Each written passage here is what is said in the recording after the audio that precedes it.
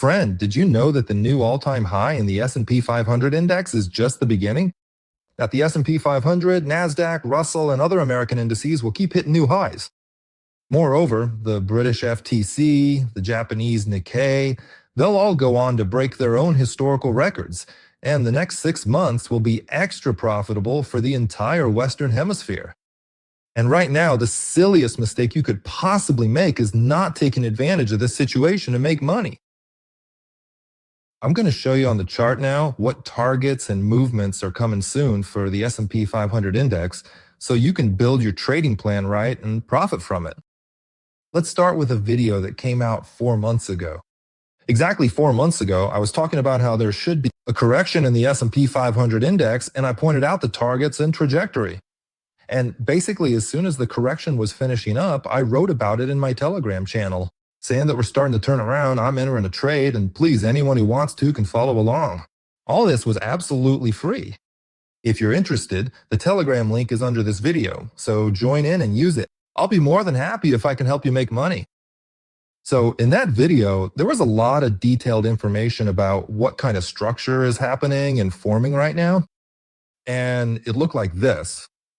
But besides the fact that, let's say it was obvious we were heading for a new high and there'd be another move up, I have one very discreet, very secret tool that I use to determine movement targets and structure and to monitor price action. I'm going to show it to you now.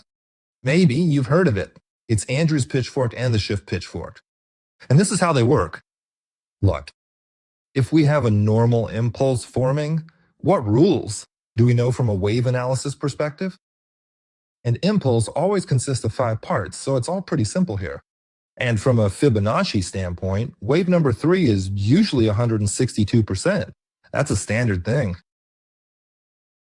Next, there are exceptions when we get an extension in wave 1, and then each subsequent move is shorter. So following that principle, wave 3 is either 62 or 100%, basically in that range.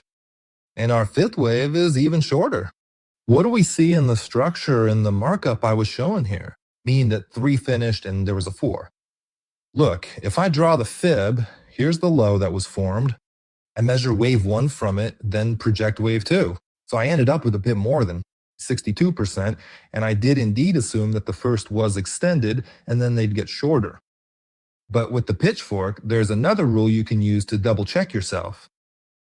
If wave 4 is forming, you can find wave 4. In both cases, regardless of the extension, using the Andrews pitchfork, which is located right here. These are standard pitchforks. And I'll say it again, there's just no info on this tool on the internet.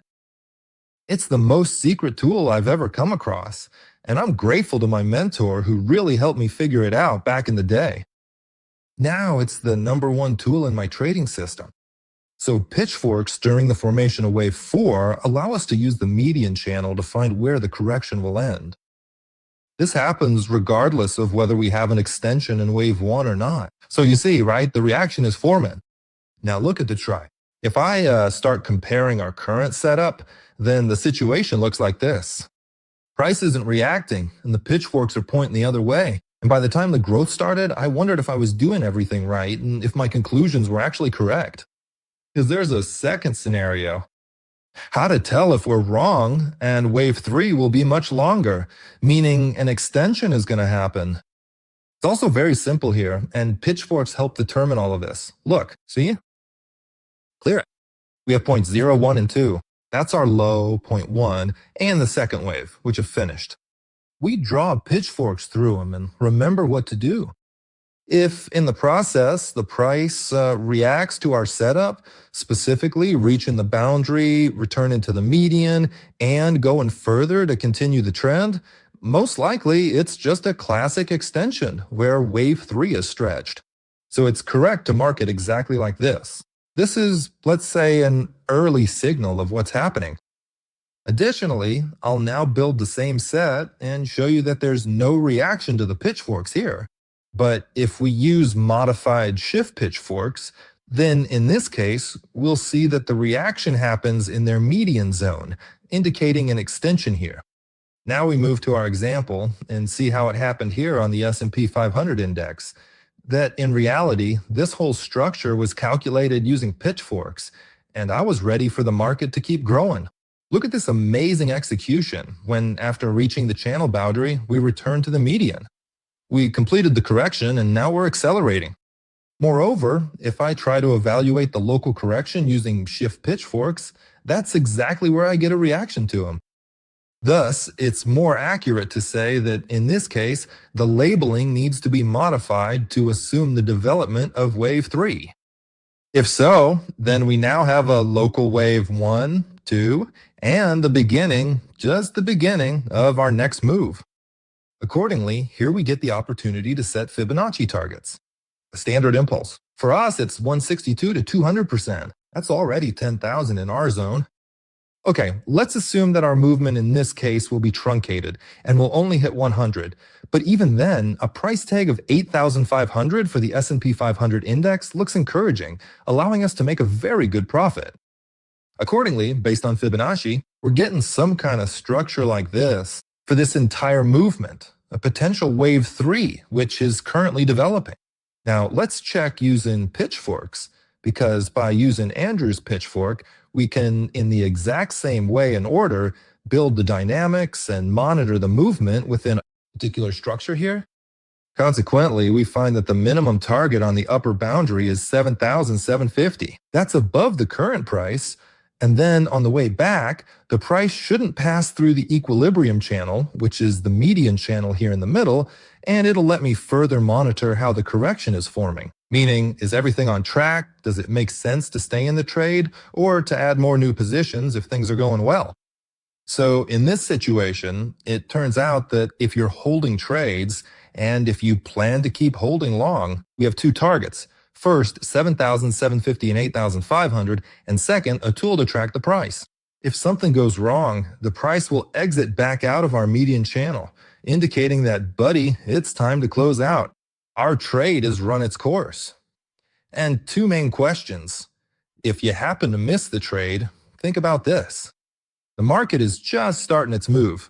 Looking ahead, I'll share a little tip. We discussed this topic in my premium club with clients. Apple, Nvidia, these companies, Google, many companies are currently in a similar setup, allowing you to get in at the ground floor at the start of the next cycle, the next trend, as the move forms, and profit from it. Accordingly, we're left with a question. Look, on one hand, we're talking about an extension. On the other hand, going back, we could have a final move before we crash. What should we do in this situation? Here, we'll look at the local markup and try to figure out what's happening right here and now. I'm building the same pitchforks here, tracking the move.